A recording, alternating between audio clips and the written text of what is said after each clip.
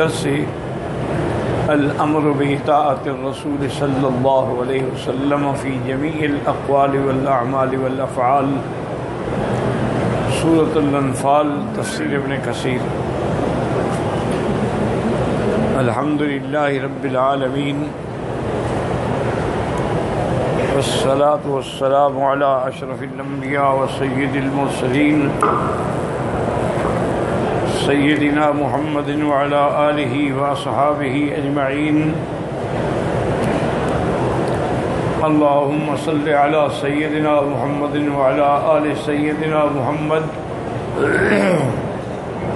کما صلیت علی ابراہیم وعلی آل ابراہیم فی العالمین انک حمید مجید۔ اعوذ باللہ من الشیطان الرجیم، بسم اللہ الرحمن الرحیم۔ ان تستفتحوا فقد جاءکم الفتح وان تنتهوا فهو خیر لکم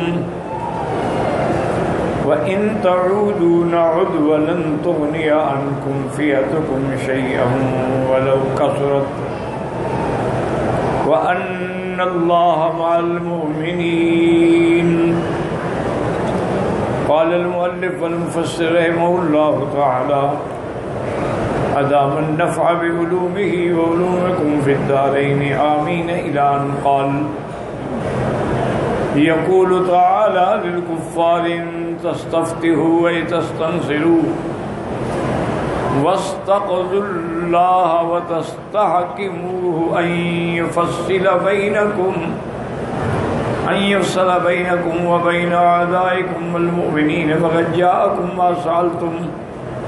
ان آیات میں اللہ تبارک و تعالیٰ کافروں کو فرماتے ہیں تم نے مدد مانگی اور فیصلہ چاہا کہ فیصلہ ہو جائے تمہارے اور مومنین کے درمیان میں کون حق پہ ہے، تو جو تم نے مانگا تھا وہ سامنے آ گیا کہ حق پہ مومنین ہیں۔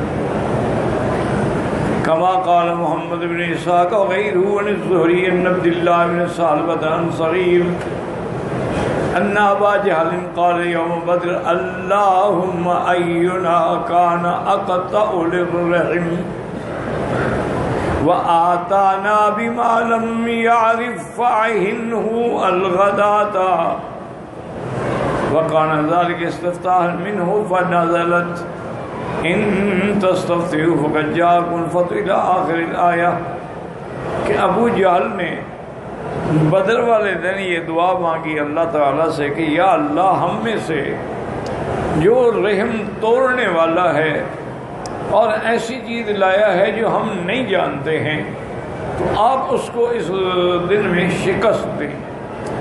اس کا مقصد یہ تھا کہ حضور کے آنے کے بعد مثلا باپ مسلمان ہو گیا، اولاد کافر ہے، شوہر مسلمان ہو گیا، بیوی کافر ہے، تو گویا حضور کی وجہ سے یہ قطع رحم ہوئی ہے، نعوذ باللہ۔ حالانکہ اللہ کے پیغمبر تو جوڑنے آئے ہیں، اللہ کے پیغمبر تو صراط مستقیم دکھلانے کے لیے آئے ہیں، تو اس نے تو پھر اللہ نے یہ آیت نازل کی کہ تم نے جو مانگا تھا وہ تمہارے سامنے آ گیا، فیصلہ ہو گیا کہ حق پہ محمد مصطفیٰ ہے صلی اللہ علیہ وسلم۔ وقال الامام احمد حدثنا یزید یعنی ابن ہارون اخبرنا محمد بن اسحاق قال حدثني الزہری عن عبد الله بن ثعلبة ان ابا جہل قال حين التقى القوم اللهم اقطعنا للرحم وآتانا بما لم نعرف فأهنه الغداة وكان استفتحها۔ تو ابو جہل نے یہی دعا مانگی تھی، تو اللہ نے قرآن نازل فرمایا کہ جو تم نے مانگا تھا کہ اللہ فیصلہ کرے، فیصلہ ہو گیا۔ وأخرجه النسائی عن التفسیر من حدیث صالح بن کیسان الزہری به وقد رواه الحاکم في مستدرکہ من طریق الزہری به وقال صحیح علی شرط الشیخین، یعنی اس کی سند امام بخاری امام مسلم کے شرائط کے مطابق بالکل صحیح ہے۔ یہ الگ بات ہے کہ انہوں نے اپنی کتابوں میں اس روایت کو نقل نہیں فرمایا. ولوانا هذا عن ابن عباس ومجاهد وزهاق وقتادة يزيد بن رومان غير واحد. وقال السدي كان المشركون حين خرجوا من مكة إلى بدر أخذوا بأستار الكعبة فاستنصروا الله وقالوا اللهم انصر أعلى الجندين وأكرم الفئتين وخير القبيلتين. کہ جب مشرکین مکہ سے جانے لگے بدر کے لیے تو انہوں نے کعبۃ اللہ کے خلاف کو پکڑ کے سب نے یہ دعائیں مانگی کہ یا اللہ آج ان کی مدد فرما جو سب سے بہتر ہیں، ان کی مدد فرما جو دو جماعتوں میں سب سے شان والے ہیں، ان کی مدد فرما کے دو قبیلوں میں جو بہتر قبیلے والے ہیں. فقال اللہ تعالی ان تستفتحوا فقد جاءكم الفتح يقول قد نصرت ما قلتم وهو محمد صلی اللہ علیہ وسلم. اللہ نے فرمایا جی تم نے مانگا تھا تو فیصلہ ہو گیا کہ سب سے افضل بھی اعلیٰ بھی حضرت محمد مصطفیٰ اور ان کی جماعت ہے، اور وہ حق پہ ہیں اور تم باطل پہ ہو. وقال عبد الرحمن زید وسلم وقال اخبارا قالوا اللهم ان كان هذا هو الحق من عندك الآية وقولوا وإن تنتهوا أي أما أنتم فيه من الكفر بالله والتكذيب لرسوله. اسی طرح انہوں نے ایک دفعہ یہ بھی دعا مانگی تھی کہ اللہ اگر یہ حق ہے، هذا هو الحق من عندك، تیری طرف سے یہ سچا نبی ہے، سچا پیغمبر ہے، سچی کتاب ہے، فَأَمْطِرْ عَلَيْنَا حِجَارَةً مِّنَ السَّمَاءِ نعوذ باللہ، آسمان سے پھر ہم پر پتھروں کی بارش کر دے. اب اللہ نے فرمایا ان تنتہوا، یعنی اگر تم ہٹ جاؤ، رک جاؤ کفر سے، تکذیب سے، فَهُوَ خَيْرٌ لَكُمْ، تمہارے لیے دنیا و آخرت میں بہتر ہے. وَقَالُوا تَعَالَى وَإِن تَعُدُّوا وَإِن تَعُدُّوا نَعُدْ وَإِنْ عُدْتُمْ عُدْنَا أي وَإِنْ عُدْتُمْ إِلَى مَا كُنتُمْ فِيهِ مِنَ الْكُفْرِ وَالضَّلَالَةِ نَعُدْ لَكُم مِّثْلَ هذه الواقعة. اگر تم دوبارہ اسی کفر پہ جمے رہے تو ہم بھی دوبارہ مسلمانوں کو فتح دیں گے اور تمہیں ہلاکت دیں گے. وقال سدي وإنه إن تعودوا أي إلى الاستفتاء تعود أي إلى الفتح لمحمد صلى الله عليه وسلم نصره وتظفيره على أعدائه والأول أقوى. بعض علماء نے یہ ترجمہ بھی کیا ہے کہ اگر تم نے پھر اسی طرح کا فیصلہ چاہا جیسے اب کہتے ہو کہ جو دو قبیلوں میں حق ہے، تو انشاءاللہ ہم پھر بھی وہی فیصلہ کریں گے، جو حق ہوگا اس کی مدد کریں گے. وَلَن تُغْنِيَ عَنْكُمْ فِئَتُكُمْ شَيْئًا وَلَوْ كَثُرَتْ أَيْ وَلَوْ جَمَاعَةٌ مِّنَ الْجُمُوعِ مَا عَسَىٰ أَن تَجْمَعُوا، تم نے جتنی لشکر جمع کیا، طاقت جمع کی، کیا فائدہ دیا تھا؟ فَإِنَّ مَنْ كَانَ اللَّهُ مَعَهُ فَلَا غَالِبَ لَهُ، جس کے ساتھ اللہ ہو اس کو کوئی شکست نہیں دے سکتا. وَإِنَّ اللَّهَ مَعَ الْمُؤْمِنِينَ وَهُمُ الْحِزْبُ النَّبْوِيُّ وَالْجَنَابُ الْمُصْطَفَوِيُّ. اللہ ایمان والوں کے ساتھ ہے، اور ایمان والے کون ہیں؟ جو محمد مصطفیٰ کی جماعت ہے، جو حضور پاک کے پروانے ہیں. یا ایھا الذین آمنوا اطیعوا اللہ ورسولہ ولا تولوا عنہ وانتم تسمعون ولا تكونوا كالذين قالوا سمعنا وهم لا يسمعون.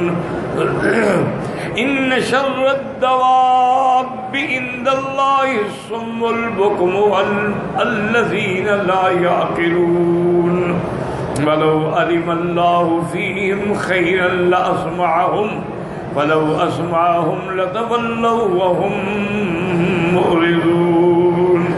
يأمر تعالى عباده المؤمنين بالطاعة وطاعة رسوله ويزجرهم عن مخالفته والتشبه بالكافرين به للمعاندين له.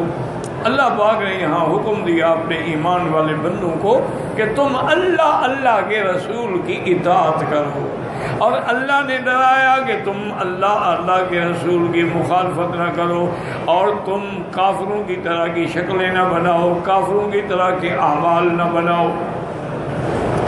المعاندین لہو، چونکہ وہ تو دشمن ہے، ولہذا قال ولا تولوا عنه اي تتركوا طاعته وامتصال اوامره وترك زواجره.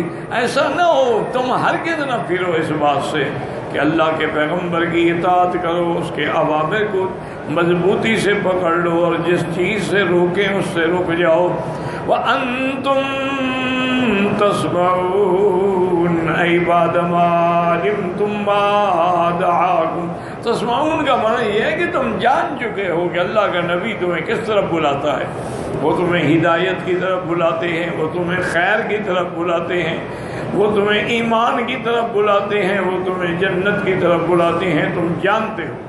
وَلَا تَكُونُوا كَالَّذِينَ قَالُوا سَمِعْنَا وَهُمْ لَا يَسْمَعُونَ. بعض علماء فرماتے ہیں کہ اس سے مراد مشرک ہیں. تم ان لوگوں کی طرح نہ ہو جاؤ جو کہ جی ہاں سمجھ لیا لیکن وہ نہیں سمجھتے. وَاخْتَارَهُ ابن جرير وقال ابن اسحاق المنافقون فإنهم يظهرون أنهم قد سمعوا واستجابوا وَلَيْسُوا كَذَلِكَ. لیکن حضرت ابن اسحاق فرماتی ہیں کہ اس آیت سے مراد مشرک نہیں بلکہ منافق ہیں، جو یہ ظاہر کرتے تھے کہ ہم نے قرآن سن لیا ہے، مان لیا ہے، حالانکہ وہ نہیں مانتے تھے. ثم اخبر تعالی ان هذا الضرب من بنی آدم شر الخلق والخلیقۃ. اس کے بعد اللہ نے فرمایا کہ یہ جو منافق ہے یہ اللہ کی مخلوق کی بدترین مخلوق ہے. ان شر الدواب عند اللہ الصم. کیونکہ سب سے برا جانور وہ ہے اللہ کے ہاں کہ جو سم یعنی بہرا ہے، حق کی بات سنتا ہی نہیں ہے.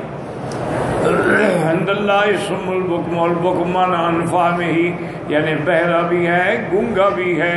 ولہذا قال الذین لا یعقلون، جن کو عقل نہیں ہے کہ اللہ اور اللہ کے نبی کا فرمان سچ ہے.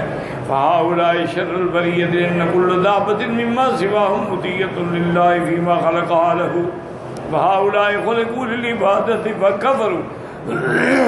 یہ تمام حیوانوں میں سب سے برے ہیں. کیوں کہ ہر حیوان اللہ کی اطاعت کر رہا ہے، اللہ کے حکم پہ چل رہا ہے، تو صرف یہ مخلوق ہے جو اللہ کی نافرمانی کرتی ہے. اللہ نے جتنے جانور پیدا فرمائے ہیں، اللہ نے آسمان و زمین پیدا فرمائے، اللہ نے ستارے پہ، سب انسان کی خدمت میں اللہ کے حکم کے مطابق چل رہے ہیں اور ایک لمحے کی نافرمانی بھی نہیں کرتے. وَلِهَذَا نَبَّهُمْ شَبَّهُمْ بِالْأَنْعَامِ. اللہ نے فرمایا یہ تو جانور ہیں، کھاتے پیتے چرتے مر جائیں گے. فرمایا مثل الذین کفروا کمثل الذی ینعق بما لا یسمع الا دعاء ونداء. ان کی مثال تو ایسی طرح ہے کہ جو یعنی محض آواز نکالے، نہ سمجھے نہ سنے کہ اس کو کیا کہا جا رہا ہے. وقال فی الآیۃ اولئک الانعام بل هم اضل اولئک هم الغافلون. یہ تو جانوروں سے بھی گم کر رہا ہے. جانور بھی اپنے مالک کی آواز پہچانتا ہے، جانور بھی اپنے مالک کا دروازہ پہچانتا ہے. یہ کیسے بدبخت ہیں کہ جنہیں خدا کی بات مانتے ہیں نہ اللہ کے رسولوں کی بات مانتے ہیں. قیل المراد بہؤلاء المذکورین نفر من بنی عبد الدار من قریش. بنی عبد الدار ایک قبیلہ تھا قریش میں سے، اس کے بارے میں یہ آیات نازل ہوئی. اور ابن عباس مجاہد وقال جی وقال محمد صاحب هم المنافقون، اس سے مراد منافق ہیں. قلت ولا منافقات بین المشرکین والمنافقین فیہا کل منہم مصلوب الفم. کافر ہوں یا منافق ہوں، اصل بات یہی ہے کہ انہیں اندر فام ہے ہی نہیں.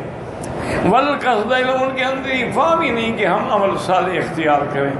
ثم امر تعالی بانهم لا فهم لهم صحیح ولا قصد لهم صحیح لو فرض ان لهم فهما، نہ ان کی فہم صحیح ہے نہ ان کا عمل صحیح ہے. اگر ان کے اندر اللہ جانتے کہ فہم صحیح ہے تو اللہ ان کو بھی قائل کرتے، ایمان نصیب فرماتے. وَلَوْ عَلِمَ اللَّهُ فِيهِمْ خَيْرًا لَأَسْمَعَهُمْ أَيْ لَأَفْهَمَهُمْ وَتَقْدِيرُ الْكَلَامِ وَلَكِنْ لَا خَيْرَ فِيهِمْ فَلَمْ يُفْهِمْ، کیونکہ ان کے اندر خیر تھی ہی نہیں، اس لیے ان کو اللہ نے ہدایت نہیں دی. لَوْ وَسْمَعَهُمْ أَفَهَمَهُمْ، یعنی اگر ان کو سنا بھی دیں لَتَوَلَّوْا وَهُمْ مُعْرِضُونَ، لَتَوَلَّوْا عَنْ ذَلِكَ قَصَدًا وَإِنَادًا بَعْدَ فَهْمِهِمْ ذَلِكَ وَهُمْ مُعْرِضُونَ، اس کے بعد بھی وہ اعراض کریں گے، اللہ اور اللہ کے رسول کی اطاعت نہیں کریں گے. واللہ اعلم. تو مسئلہ یہ سمجھیں کہ ایمان جو ہے وہ اللہ کے رسول کی فرما برداری اور اطاعت کا نام. اگر ایک آدمی ظاہراً مثلاً دعویٰ کرے اسلام کا لیکن نہ اللہ کے احکام کا پابند ہو نہ اللہ کے رسول کے احکام کا پابند ہو تو وہ محض زبانی کلامی تو دعویٰ ہوگا لیکن وہ ایمان کامل نہیں. یا کچھ لوگ ایسے ہیں کہ جن کے اعمال منافقوں کی طرح ہوتے ہیں کہ ظاہر میں کچھ ہوتا ہے لیکن باطن میں کچھ. جیسے منافقین حضور کی خدمت میں آتے تھے تو کہتے تھے کہ یا رسول اللہ ہم آپ پر ایمان لائے ہیں، ہم گواہی دیتے ہیں آپ اللہ کے سچے رسول ہیں، لیکن جب گھر جاتے کہتے بھی ہم تو مسلمانوں کو دھوکہ دے رہے ہیں، انا معکم، ہم تمہارے ساتھ ہیں، انما نحن مستہزئون، ہم تو ان کے ساتھ استہزاء کر رہے ہیں. اور دوسرا مسئلہ جیسے میں نے کل بھی عرض کیا تھا کہ یہ معلوم ہوا کہ ہر حال میں آدمی کو اللہ سے دعا کرنی چاہیے. ہر حال میں دکھ ہے، سکھ ہے، تکلیف ہے، بیماری ہے، مصیبت ہے، اس کو کوئی ٹالنے والا نہیں اللہ کے سوا. وَإِن يَمْسَسْكَ اللَّهُ بِضُرٍّ فَلَا كَاشِفَ لَهُ إِلَّا هُوَ، اگر اللہ کسی کو نقصان دیں اور بیماری یا تکلیف میں مبتلا کر دیں اس کو کون کھول سکتا، اور اگر اللہ کسی کو بھلائی دے تو کون منع کر سکتا. اسی لیے میرے آقا رحمت دو عالم ہمیشہ یہ دعا فرماتے تھے ہر نماز کے بعد بھی اور کبھی کبھی نماز میں بھی کہ اللہم لا مانع لما آتیت، آپ جو دیں کوئی روک نہیں سکتا، ولا معطی لما منعت، اور جس چیز کو آپ منع کر کوئی دے نہیں سکتا، ولا راد لما قضیت، جو تیری تقدیر فیصلہ کر چکی اس کو کوئی ٹال نہیں سکتا، ولا ينفع ذا الجد منک الجد، کسی کی محنت کام نہیں آتی جب تک کہ تیری رضا حاصل نہ ہو جائے. تو اس لیے یاد رکھیں کہ اس دور میں جس میں ہم گزر رہے ہیں صحیح لوگوں کا ملنا جو ہے، یعنی یہ تو نہیں کہ نہیں ہے لیکن نایاب ہے، مشکل ہے. پتہ یہ تو ہو نہیں سکتا کہ دنیا کا نظام چل رہا ہو اور اللہ والے نہ ہوں. اچھا اسی طرح تعویذات ہیں، وظائف. سب سے اہم وظیفہ میں آپ کو عرض کر دوں جو اللہ کے قرآن کا حکم بھی ہے اور میرے آقا کا فرمان بھی ہے اور عمل بھی ہے، تو انشاءاللہ آپ کسی کے محتاج نہیں ہوں گے. اور وہ یہ ہے کہ جب بھی کوئی پریشانی ہو، مصیبت ہے، دکھ ہے، بیماری ہے، مقدمات ہیں، لڑائیاں ہیں، 2 رکعت خالص نیت سے نماز پڑھے صلاۃ الحاجہ. اور یہی اللہ کا حکم ہے کہ وَاسْتَعِینُوا بِالصَّبْرِ وَالصَّلَاةِ، مصیبت آئے صبر کرو اور نماز پڑھو.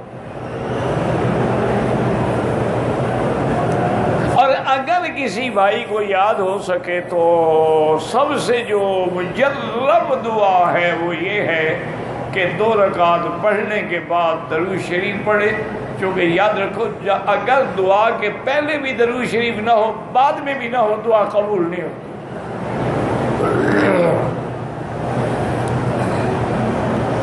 درود شریف پڑھنے کے بعد اللہ کی حمد و ثنا بیان کریں۔ کیا مانا؟ چلو سورۃ فاتحہ پڑھ لیں جس میں سب کچھ ہے، اور پھر حضور نے ایک دعا سکھلائی ہے امت کو کہ لا الہ الا اللہ الحلیم العظیم،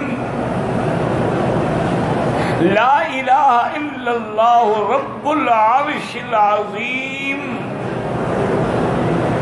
لا الہ الا اللہ رب السماوات ورب الارض ورب العرش الکریم، اسألک موجبات رحمتک وعزائم مغفرتک والسلامۃ عن کل اثم والغنیمۃ عن کل بر۔ اور اگر یہ یاد نہ ہو تب بھی کوئی بات نہیں، کسی بھی زبان میں اللہ کو 2 رکعت پڑھنے کے بعد خالص اللہ کو پکاریں۔ اور یہی میرے مدنی سرکار کا عمل تھا کہ اذا حضبہ امر، جب حضور کو کوئی مشکل پیش آتی بادر الی الصلاۃ، فوراً آپ نماز شروع کریں۔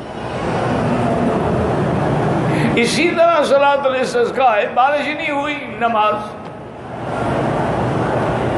اسی طرح انسان گناہوں میں مبتلا ہو گیا ہے تو توبہ کرنا چاہتا ہے، 2 رکعت نماز پڑھ کے توبہ کرے۔ تو آپ کی انشاءاللہ ثم انشاءاللہ، جو چونکہ میرا ایمان ہے ایک طالب العلم کی حیثیت سے کہ لاکھ پیر ہو، ولی ہو، کتنے درجے کا کیوں نہ ہو، اس کا فرمان میرے مدنی کے فرمان کا مقابلہ نہیں کر سکتا۔ جو حضور نے فرما دیا بات ہی ختم ہو گئی۔ حضور صلی اللہ علیہ وسلم نے جو سکھلا دیا اس سے کوئی بات اللہ اولا افضل نہیں ہو سکتی ہے۔ حضور نے یہی سکھلایا ہے کہ پریشانی آئے نماز پڑھو، اور پریشانی میں اللہ کے اسماء الحسنی سے اللہ کو پکارو۔ بس انشاءاللہ یہی ایک مسئلہ بھی یاد کر لینا تو نجات کے لیے کافی ہے۔ مثلاً اب آپ عمرے پہ آئے ہیں، آرام سے سکون سے، جب کوئی نہ ہو، بالکل علیحدگی میں 2 رکعت نماز پڑھ کے توبہ بھی کریں، اللہ سے دعا بھی کریں کہ یا اللہ ہماری اس حاضری کو قبول فرما لے اور اس کے ثمرات و برکات ہمیں نصیب فرما، تاکہ تیرے دروازے سے اور روضہ محمد مصطفیٰ سے ہم خالی دامن لے کے نہ جائیں کہ جیسے آئے تھے ویسے جا رہے ہیں۔ تو بس سب سے بڑا عمل یہی ہے، اسی کو محفوظ رکھے۔ اللہ تبارک و تعالیٰ کسی کا محتاج نہیں کریں گے۔